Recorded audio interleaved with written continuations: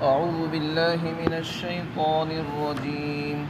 بسم الله الرحمن الرحيم.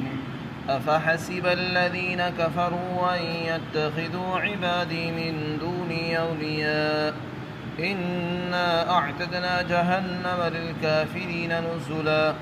قل هل ننبئكم بالأخسرين أعمالا الذين ضل سعيهم في الحياة الدنيا وهم يحسبون أنهم يحسنون صنعا. أولئك الذين كفروا بآيات ربهم ولقائه فحبطت أعمالهم فلا نقيم لهم يوم القيامة وزنا. ذلك جزاؤهم جهنم بما كفروا واتخذوا آياتي ورسلي هزوا. إن الذين آمنوا وعملوا الصالحات كانت لهم جنات الفردوس نزلا خالدين فيها لا يبغون عنها حولا. جن لوگوں نے کفر کیا ہے کیا انہوں نے یہ گمان کر لیا ہے کہ وہ میرے سوا میرے بندوں کو ہی کارساز اور معبود بنا لیں اور وہ انہیں نفع پہنچائے؟ یقیناً ہم نے کافروں کے واسطے ان کی مہمانی کے لیے جہنم کو تیار کر رکھا ہے. اور آپ کہہ دیجئے کیا ہم تمہیں ان لوگوں کے بارے میں بتائیں جو اعمال کے اعتبار سے سب سے زیادہ گھاٹے اور نقصان میں ہیں؟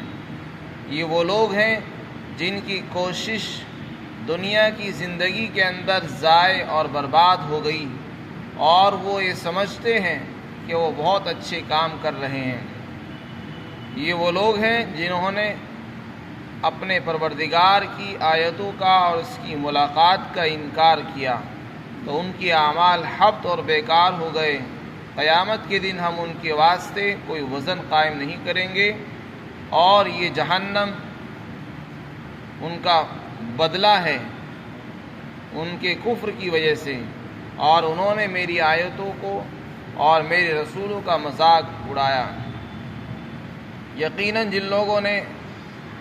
جو لوگ ایمان لائے اور انہوں نے نیک اعمال کیے ان کے واسطے مہمانی کے طور پر فردوس کے باغات ہوں گے اور جن میں وہ ہمیشہ رہیں گے اور وہاں سے کہیں اور جانا نہیں چاہیں گے. یہاں پر اللہ رب العزت نے کافروں کے انجام کو بیان فرمایا اور ان کے اعمال کے متعلق بیان فرمایا کہ ان کا عمل، ان کا یہ کفر، اس کا انجام بہت برا ہونے والا ہے. کافروں کے جو اعمال ہیں وہ حبط اور بیکار ہیں، وہ کسی کام کے نہیں ہیں، ان کا انجام بھی برا ہے اور ہر اعتبار سے وہ خسارے و نقصان میں ہوں گے. کافر کسے کہتے ہیں؟ کافر کہتے ہیں انکار کرنے والا. دنیا میں کافر کئی طرح کے ہیں. کچھ لوگ تو وہ ہیں جو خدا ہی کا انکار کرتے ہیں، اللہ کے وجود کے منکر ہیں اور اللہ کو نہیں مانتے اور یہ کہتے ہیں بس یہ نظام، یہ دنیا، یہ ہوائیں یہ خود بخود چل رہی ہیں اور دنیا بھی خود چل رہی ہے، اس کو بنانے والا چلانے والا کوئی نہیں ہے. ایسے لوگ بھی کافروں کے زمرے میں آتے ہیں. اور کچھ لوگ وہ ہیں جو اللہ کو مانتے ہیں مگر اللہ کو ماننے کے ساتھ ساتھ اس کی ذات میں اور اس کی صفات میں کسی کو شریک ٹھہراتے ہیں تو وہ بھی کافر اور مشرک ہیں. کتنے انسان ایسے جو اللہ کو مانتے ایک مانتے ہیں لیکن ساتھ ہی ساتھ شرک بھی کرتے ہیں، بتوں کی پوجا بھی کرتے ہیں، دیوی دیوتاؤں کو بھی مانتے ہیں. تو ایسے لوگ بھی کفار کے زمرے میں آتے ہیں. اور بہت سے لوگ وہ ہیں جو اللہ کو بھی مانتے ہیں، اخلاص بھی ان کے اندر موجود ہے لیکن طریقہ ان کا ہٹا ہوا ہے. اللہ کو مانتے ہیں، رسول کا انکار کرتے ہیں. اللہ کو ضرور مانتے ہیں لیکن صرف اللہ کو مان لینے سے کام نہیں بننے والا ہے جب تک رسول اللہ پر ایمان نہیں ہوگا. طریقہ وہی معتبر ہے جو رسول اللہ نے ہمیں بتایا ہے. ہم یہ دعویٰ کریں کہ میں اللہ کو مانتا ہوں، رب کو بھی مانتا ہوں، لیکن طریقہ میں وہ طریقہ وہ اختیار کروں گا جو میری عقل کہہ رہی ہے، یا مجھے جو فلاں بندہ اور فلاں انسان جو مجھے بتا رہا ہے اس طریقے پر چل کر میں کام کروں گا۔ تو کسی اور کے بتائے ہوئے طریقے پر چل کر اگر ہم دین پر چلنا چاہیں گے ہم ضائع و برباد ہو جائیں گے۔ تو اللہ پر بھی ایمان لانا ضروری ہے، اور رسول اللہ پر بھی، قرآن پر بھی، اور آسمانی کتابوں پر بھی۔ تو ایسے لوگ جو رسول اللہ کا انکار کریں، ان کی نبوت کا، قرآن کا انکار کر بیٹھیں، وہ بھی کافروں میں شامل ہیں۔ جس نے قرآن کا انکار کر دیا، یہ کہہ دیا کہ یہ قرآن اللہ کا کلام نہیں، یا یہ قرآن مکمل نہیں، نعوذ باللہ، وہ بھی انہی کے زمرے میں آتے ہیں، وہ بھی کافر ہیں۔ تو اسی طرح سینکڑوں لوگ ہیں جو کافروں کے زمرے میں اللہ نے مطلق بیان فرمایا کہ جن لوگوں نے بھی کفر کیا ہے، وہ کوئی بھی ہو، کسی کا نام لے کر نہیں فرمایا، بلکہ مطلق فرمایا جو بھی کافر ہیں۔ کیا ان کا یہ گمان اور خیال ہے کہ وہ میرے بندوں کو ہی اپنا معبود بنا بیٹھے اور یہ سمجھنے لگیں کہ وہ ان کو نفع پہنچائیں گے اور ان کو ان سے کچھ فائدہ مل جائے گا؟ یہ ان کا محض گمان ہے، وہ ان کی بھول ہے، ایسا ہونے والا نہیں ہے جیسا وہ سمجھ رہے ہیں۔ تو اس میں کافروں کو بہت زیادہ تنبیہ فرمائی گئی ہے۔ دنیا میں جتنے بھی کافر ہیں وہ در حقیقت غلط فہمی کا شکار ہیں، ان کو کوئی صحیح بتانے والا نہیں ہے، اور اگر کوئی بتاتا ہے تو وہ سننے کو تیار نہیں ہے۔ وہ غلط فہمی میں مبتلا ہیں، خام خیالی میں مبتلا ہیں، شیطان کی بات مان لی ہے، اس لیے وہ صحیح راستے پر نہیں آنا چاہ رہے۔ اور تعجب تو اس بات پر ہے کہ اللہ جس نے ان کو وجود بخشا، جو انہیں روزی پہنچاتا ہے، انہیں صحت بھی دیتا ہے، اس نے ہر نعمت ان کو عطا کی ہے، اسے چھوڑ کر اسی کے بندوں کو انہوں نے کارساز بنا لیا۔ یہ اس سے بڑی حماقت اور جہالت اور کیا ہوگی کہ اللہ کے بندوں کو اپنا کارساز، اپنا معبود، اپنا مددگار بنا بیٹھے، اور پھر یہ سب کچھ کرنے کے بعد بھی اس خوش فہمی میں مبتلا ہے کہ ہم تو کامیاب ہیں اور ہم صحیح راستے پر چل رہے ہیں، اور اگر ہم مریں گے بھی تو ہمیں مرنے کے بعد بھی اچھا انجام ملے گا اور ہمیں جنت مل جائے گی۔ تو اللہ فرماتے ہیں یہ جو گمان ہے ان کا یہ غلط ہے، ایسا نہیں ہے۔ اگر وہ اپنی غلط فہمی کا مبتلا ہے اور اس کو اچھا گمان سمجھ رہے ہیں تو ہم نے ایسے لوگوں کی میزبانی کے لیے، مہمان نوازی کے لیے جہنم کو تیار کر رکھا ہے۔ ہم ان کو مہمانی کے طور پر جہنم پیش کریں گے کہ تم نے دنیا میں رہ کر کسی کی بات نہیں سنی تو آ جاؤ، جہنم تمہارے لیے استقبال کے لیے تیار ہے۔ پھر آگے ارشاد فرمائیں کہ کیا ہم تمہیں بتائیں کہ اعمال کے اعتبار سے سب سے زیادہ خسارے میں، نقصان میں کون لوگ ہیں؟ تو اس کے بارے میں فرمایا کہ یہ وہی لوگ ہیں جو دنیا میں کام کر رہے ہیں اور یہ سمجھ رہے ہیں کہ ہم بہت اچھا کام کر رہے ہیں، لیکن کوئی صحیح راستے سے ہٹا ہوا ہے، کسی کا عقیدہ درست نہیں ہے، کسی کا عقیدہ درست ہے تو نیت صحیح نہیں ہے، اخلاص نہیں ہے، ریاکاری ہے، اور اگر اخلاص بھی ہے تو طریقہ غلط ہے، تو یہ ان تمام کے تمام لوگ خسارے و نقصان والے ہوں گے۔ یہ آیت بہت جامع ہے، اس میں ان تمام لوگوں کو اللہ نے تنبیہ فرمائی جو دنیا میں کام کر رہے ہیں۔ حقیقت یہ ہے کہ سب سے پہلے ایمان ہی اصل چیز ہے۔ جو آدمی ایمان لاتا ہے اس کا ہر عمل اللہ کے یہاں قبول ہوتا ہے، اور جس کے پاس ایمان نہیں ہے وہ کتنا ہی اچھے سے اچھا عمل کر لے، غریبوں کو کھانا کھلا دے، پیاسوں کو پانی پلا دے، ننگوں کو کپڑا پہنا دے، لوگوں کی امداد کرے، راستہ بتائے، پانی کے لیے نل لگوا دے، لیکن چونکہ اس کے پاس ایمان نہیں ہے اس لیے آخرت میں اس کے یہ اعمال راکھ کے ڈھیر کی طرح ہوں گے، جیسے راکھ آندھی میں، طوفان میں اڑ جاتی ہے، اس کا نشان نہیں رہتا، اسی طرح ان کے اعمال بھی اڑ کر ختم ہو جائیں گے۔ تو دنیا میں بہت سے انسان ہیں جن کا عقیدہ درست نہیں ہے۔ جب عقیدہ ٹھیک نہیں ہے تو جنت میں داخلہ ان کے لیے ممکن نہیں، آخرت کی نجات کا کوئی اعتبار نہیں، آخرت کی نجات کا کوئی وعدہ ان سے نہیں ہے۔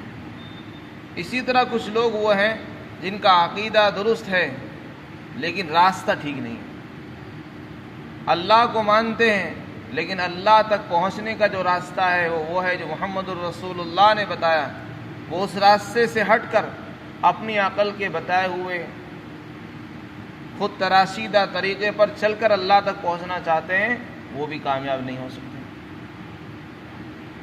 راستہ وہی معتبر ہوگا جو رسول اللہ نے بتایا، جیسے فرمایا نماز پڑھنے کا قرآن میں حکم دے دیا نماز پڑھو۔ اب قرآن نے تو مطلق کہہ دیا نماز پڑھو، اب نماز ہم کیسے پڑھیں گے؟ میری سمجھ میں آ رہا ہے کہ میں اس انداز سے نماز پڑھوں، کوئی کہتا ہے نہیں یوں نہیں یوں پڑھو۔ تو اگر ہم کوئی بھی عمل کریں گے اپنی مرضی سے وہ مقبول نہیں ہوگا، عمل وہی معتبر ہوگا جو رسول اللہ نے بتایا ہے، تو اسی پر کامیابی کا وعدہ ہے، اسی پر اجر و ثواب ملے گا، وہی ہمارے لیے نجات کا ذریعہ بن جائے گا۔ تو کتنے انسان ایسے جو اللہ کو مانتے ہیں لیکن اللہ کو پانے کے لیے کیا راستہ اختیار کرنا چاہیے وہ اس سے بھٹکے ہوئے ہیں۔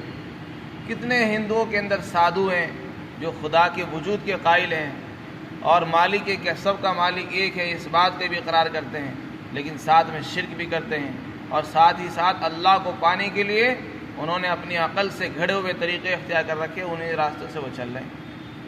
وہ اللہ کو پانے کے لیے بہت زیادہ محنتیں مجاہدے کرتے ہیں، مشقتیں اٹھاتے ہیں، کوئی پانی میں کھڑا ہے، کوئی ایک پیر پر کھڑا ہے، کسی نے اپنے آپ کو ریت میں گاڑ رکھا ہے،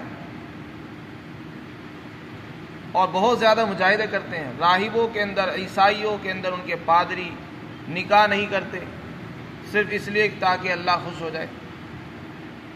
تو اللہ کو خوش کرنے کے لیے انہوں نے جو طریقہ اختیار کیا وہ ہے جو اللہ کو پسند نہیں۔ رسول اللہ کے پاس بھی کچھ لوگ آئے کہ ہم چاہتے ہیں کہ ہم نکاح نہیں کریں گے، بس ساری رات عبادت کریں گے۔ تو اللہ کے رسول نے فرمایا کہ نہیں، میں تو شادی بھی کرتا ہوں، میں نکاح بھی کرتا ہوں، روزہ بھی رکھتا ہوں، سب کام کرتا ہوں۔ تو طریقہ وہ ہونا چاہیے جو رسول اللہ نے بتایا۔ نکاح نہ کرے آدمی اور یہ کہے کہ ساری زندگی بس میں عبادت ہی کروں گا، یہ بھی رسول اللہ کا طریقہ نہیں۔ اور یہ کہے کہ ساری زندگی بس میں روزہ ہی رکھوں گا، یہ بھی رسول اللہ کا طریقہ نہیں ہے۔ آپ جہاں روزہ رکھتے تھے وہ شادیاں بھی کرتے تھے، آپ جو ہے گھر کے کام کاج بھی کرتے تھے، گھر بھی چلاتے تھے اور دین کے کام بھی کرتے تھے۔ تو کام سب کرنے ہیں ہمیں۔ اپنی مرضی سے کسی ایک طریقے کو اچھا سمجھ لینا اس پر کامیابی کا وعدہ نہیں ہے، بلکہ ایسے راستے پر چلنے سے انسان عام طور سے گمراہ ہو جاتا ہے۔ تو اللہ تعالیٰ فرماتے ہیں سب سے زیادہ نقصان والے کون لوگ ہوں گے؟ وہ لوگ ہوں گے جنہوں نے دنیا میں رہ کر بڑی کوششیں کی، بڑے مجاہدے کی، بڑے ریاستیں کی، بڑے کام کیے، لوگوں کو خوب کھلایا، مال خوب لٹایا، لیکن چونکہ ایمان نہیں تھا، یا ایمان تھا لیکن راستہ نبی کا راستہ نہیں تھا، بدلا ہوا تھا، تو ایسے لوگوں کی ساری کوششیں ضائع ہو گئی، برباد ہو گئی۔ وہ اپنے گمان میں سمجھتے رہے کہ ہم بہت اچھا کر رہے ہیں، ان کے سمجھنے سے کوئی عمل اچھا نہیں ہوگا۔ ہم بھی بہت سے کام ایسے کر جاتے ہیں جن کو ہم اچھا سمجھتے ہیں، حالانکہ وہ اللہ کے نزدیک پسندیدہ نہیں ہوتے۔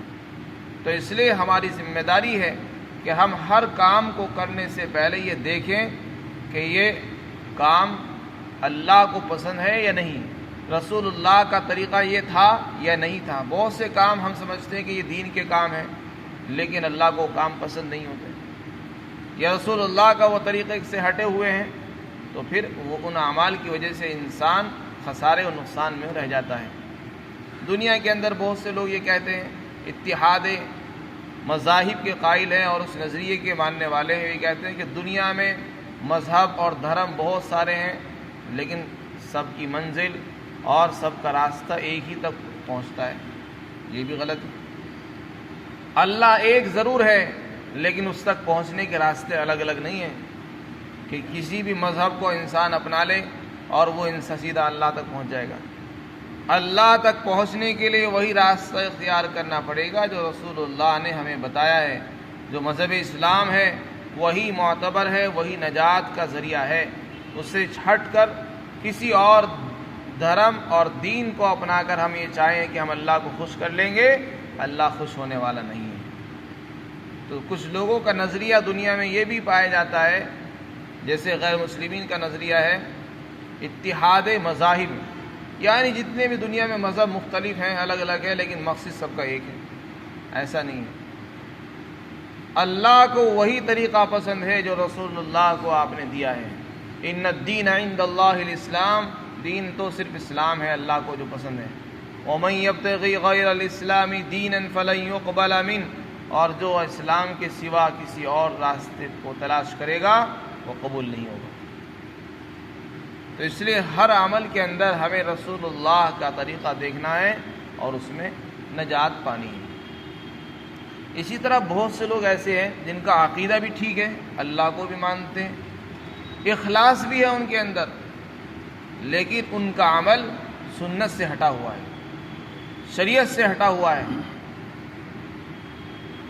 وہ قبروں پر چادریں چڑھا رہے ہیں، بہت سے اچھے اچھے کام کر رہے ہیں، لیکن وہ کام ہے جن کو وہ اچھا سمجھ رہے ہیں، بڑے اخلاص سے کر رہے ہیں، لیکن چونکہ طریقہ غلط ہے اس لیے وہ عمل ان کا رد کر دیا جاتا ہے، مقبول نہیں ہوگا، مردود ہو جائے گا۔ تو اللہ فرماتے ہیں ہمارے اپنے نفس کے اچھا سمجھنے سے کوئی عمل اچھا نہیں ہوتا، عمل اچھا وہ ہوتا ہے جس کو رسول اللہ نے کیا۔ اگر ہمارا عمل نبی کے عمل سے میل کھا رہا ہے، ہماری کوششیں صحابہ اکرام کی کوششوں سے میل کھاتی ہیں، تو وہ ہیں اچھی کوششیں۔